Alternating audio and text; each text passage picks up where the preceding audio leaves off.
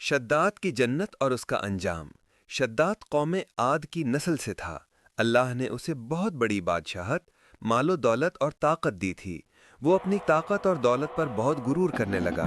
جب اس نے اللہ کی جنت کا ذکر سنا کہ وہاں نہریں، باغات، محل اور بے شمار نعمتیں ہیں، تو اس نے کہا، اگر جنت ایسی ہے تو میں بھی ایک جنت بنا سکتا ہوں، تاکہ دنیا ہی میں جنت کی سیر کروں اور کسی جنت آخرت کی ضرورت نہ رہے۔ شداد کی دنیا کی جنت۔ شداد نے حکم دیا کہ دنیا کی قیمتی ترین چیزوں سے ایک باغ تیار کیا جائے۔ ہزاروں کاریگر اور غلام سالہ سال لگے رہے۔ سونے کے درخت بنائے گئے، ان کے پتے چاندی کے تھے۔ موتیوں اور جواہرات کے پھول اور پھل تیار کیے گئے۔ نہریں موتیوں اور مشک و عنبر سے بہائی گئیں۔ محلات یاقوت و ہیرے جواہرات سے تعمیر ہوئے۔ یہ جنت دنیاوی زمین پر نہیں بلکہ زمین کے اوپر ستونوں پر آسمان کی طرح بلند بنائی گئی تھی تاکہ سب دیکھ سکیں۔ یہی جنت بعد میں ارم ذات العماد کے نام سے مشہور ہوئی۔ شداد کا جنت دیکھنے کا ارادہ۔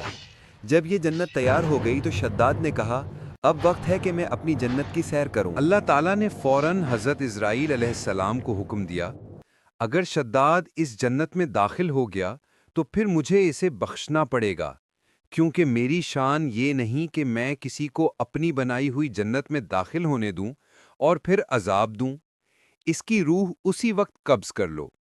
حضرت اسرائیل علیہ السلام نے فوراً شداد کی روح قبض کر لی۔ وہ وہیں گر کر مر گیا اور اس کی تیار کی ہوئی جنت اس کے کسی کام نہ آئی۔ نتیجہ و سبق: شداد کی دنیاوی جنت آج زمین کے نیچے چھپی ہوئی ہے۔ کہا جاتا ہے کہ کبھی